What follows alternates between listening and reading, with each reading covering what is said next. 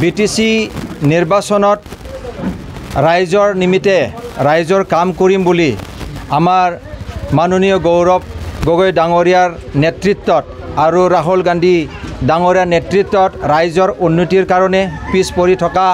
কিছু কাম আছে বা কিছু বুলি নহয় বহুতখিনি কাম আছে আৰু লগতে ৰাইজৰ উন্নতি বাবে আৰু ৰাইজক শান্তি দিবলৈ কাৰণে আৰু আমাৰ বিটিসিত এই বিটিসিৰ মাজত বা আমাৰ 6 শিডিউল বিটিসিত সকলো জনজাতিৰ মাজত শান্তি প্ৰতিষ্ঠা কৰিবৰ কাৰণে আৰু ৰাইজক লৈ ৰাইজৰ অভাৱ অভিযোগ পৰিপূৰ্ণ কৰিবৰ কাৰণে কংগ্ৰেছ দলৰ পৰা মই প্ৰাৰ্থী হৈ ওলাই আহিছোঁ আৰু যেতিয়া ৰাইজে সহায় কৰিব ভোট দি জিকাই দিব যেতিয়া মোক মোৰ যিটো ইচ্ছা আছে যি মই প্ৰতিশ্ৰুতি লৈ আহিছোঁ কাৰ্য কৰিবৰ কাৰণে ৰাইজৰ উন্নতিৰ নিমিত্তে মই সেই মোৰ প্ৰতিশ্ৰুতিটো পৰিপূৰ্ণ কৰিম বুলি মই ৰাইজৰ আগত মই আহিছোঁ আৰু আজিও মই ৰাইজক মই কৈছোঁ ৰাইজে যদি মোক এবাৰ জিকাই দিয়ে তেন্তে মই 5 বছৰৰ ভিতৰত যিমানখিনি কাৰ্য কৰিব লাগে ইয়াত মই সেইখিনি কাৰ্য কৰিম আৰু ৰাইজৰ লগত মই কোনো মাটিৰ ৰাজনীতি কৰিব অহা নাই যেনে আন দলে কৰে মই নাম নকওঁ কিন্তু সবেই কৰে দলে যিমান দল আহে সকলোৱে মাটিৰ ৰাজনীতি কৰে কিন্তু আজিলৈকে মাটি বড়ো মানুহকো দিয়া নাই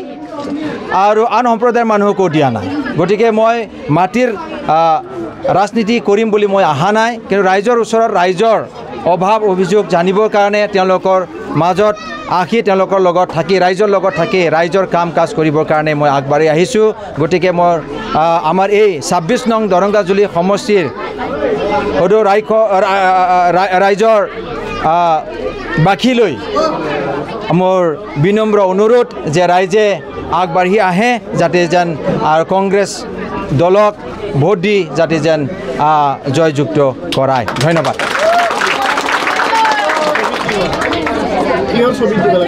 আমাৰ ৰাইজে হাতৰ ছবিত ভোট দিব লাগিব ৰাইজে নিজৰ বিবেক ভোট দিব লাগিব আৰু মই অনুৰোধ কৰিছোঁ ৰাইজে আমাৰ ছবি হ'ল হাতৰ ছবি গতিকে কংগ্ৰেছ দলৰ হাতৰ ছবিত ভোট দি জয়যুক্ত কৰাটো মই কামনা কৰিছোঁ ধন্যবাদ কংগ্ৰেছৰ পৰিস্থিতি বুলি ক'বলৈ খুবেই ভাল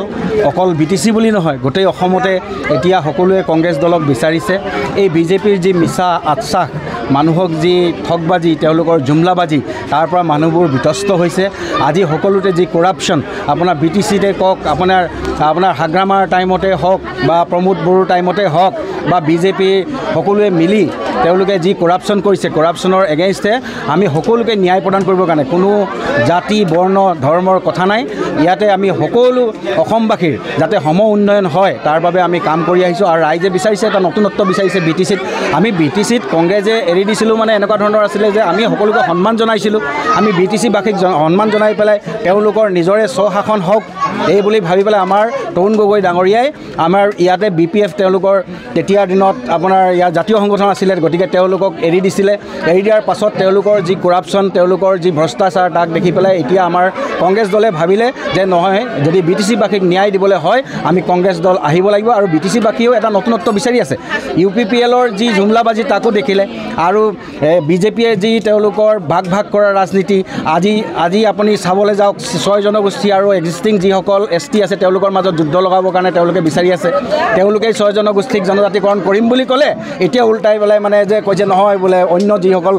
জনজাতি আছে মিচিং বড়ো কাৰ্বি তেওঁলোকে বোলে তেওঁলোকক বিৰোধ আচৰণ কৰিছে এইবোৰ সব মিছা কথা কৈ আমাৰ মাজত ভাতৃঘাতী সংঘৰ্ষ লগাব বিচাৰিছে আমি ইয়াৰ পৰা অসমখনক বচাব বিচাৰোঁ এখন শান্তিৰ অসম আমি গঢ়িব বিচাৰোঁ আৰু তাৰ বাবে ৰাইজেও বিচাৰে এখন শান্তিৰ অসম য'ত হিন্দু মুছলমান বুলি কথা নাই সকলোৱে জীয়াই থাকিব পাৰে এতিয়া আপোনালোকে কি ইস্যু লৈ পেলাই আপোনালোকে নিৰ্বাচন প্ৰচাৰ নাই ইস্যুটো এক নম্বৰতে তেওঁলোকৰ ভ্ৰষ্টাচাৰী যিটো ইস্যু সেইটোতো আছেই, সকলোৱে জানে। গতিকে সেইটো আমি কি উন্নয়ন কৰিম, আজি আমি BTC ৰাইজক আমি আশ্বাস দিছোঁ, আমি যদি কাইলৈ আমি পাৱাৰত আহোঁ, আমি সকলোকে ন্যায় প্ৰদান কৰিম, সকলোকে আমি মাটিৰ পট্টা দিম, যিসকল যোগ্য প্ৰাপ্য তেওঁলোকৰ প্ৰাপ্য আমি তেওঁলোকক দিম। আৰু আপোনালোকে জানে আমাৰ যে কংগ্ৰেছৰ চৰকাৰ আহিলে 26 চনত আমাৰ কেইটামান চুক্তি আছে, যেনেধৰণে আমি গেছ চিলিণ্ডাৰৰ দাম 1200ৰ পৰা আমি 500 টকা কৰিম। ঠিক তেনেধৰণে আমি মিছা কথা কোৱা নাই, আমাৰ অন্য য'ত আমাৰ কংগ্ৰেছ দলৰ চৰকাৰ আছে আপোনালোকে খবৰ ল'ব, কৰ্ণাটকতে খবৰ লওক, তাতে আমি 500 টকা চিলিণ্ডাৰ দি আছোঁ। আৰু আমি বিজুলী 200 ইউনিট আমি ফ্ৰী দিম দুখীয়া মানুহৰ বাবে। আৰু যিটো অৰুণোদয় বুলি তেওঁলোকে জুমলাবাজি এটা 1200 টকা, তাকো সকলোকে নিদিয়ে, কেৱল মাত্ৰ BJP কৰা সকল মহিলাসকলক দিছে। আমি সকলোকে দিম, সকলো দুখীয়া মহিলাক আমি 3000 টকা, 2500ৰ পৰা 3000 টকাকৈ আমি অনুদান দিম। আৰু বিশেষকৈ যিবোৰ স্কুল তেওঁলোকে বন্ধ কৰি দিলে, আজি চৰকাৰী বিদ্যালয়বিলাক তেওঁলোকে বন্ধ কৰি দিছে, ডাঙৰ প্ৰাইভেট স্কুল খুলিছে, আমি সেই চৰকাৰী বিদ্যালয়বিলাক পুনৰ আমি খুলিম। কাৰণ কেলৈ আমাক স্বাস্থ্য ব্যৱস্থা আৰু শিক্ষা ব্যৱস্থাটো ভাল লাগে, তেতিয়াহে আমাৰ উন্নতি হ'ব, তেতিয়াহে সকলোৰে কল্যাণ হ'ব। এতিয়া কাৰ হয় আপোনালোকে নিৰ্বাচন প্ৰচাৰ চলাব? আমি ইয়াততো এইটো পৰিষদীয় সমষ্টি আপোনাৰ দৰংগাজুলি, ইয়াতে আমাৰ কেণ্ডিডেট হৈছে ছয়জন গয়াৰী ডাঙৰীয়া। তেখেত ছয়জন গয়াৰী ডাঙৰীয়া এজন উদীয়মান যুৱক, তেওঁ সমাজসেৱক হয়, সকলোৰে লগত মিলি থাকে, কোনো জাতি ধৰ্ম বৰ্ণৰ কথা নাই, সকলোৱে তেওঁক ভালো পায়। গতিকে তেওঁ এবাৰ বিপুল ভোটত তেওঁ জয়ী হ'ব।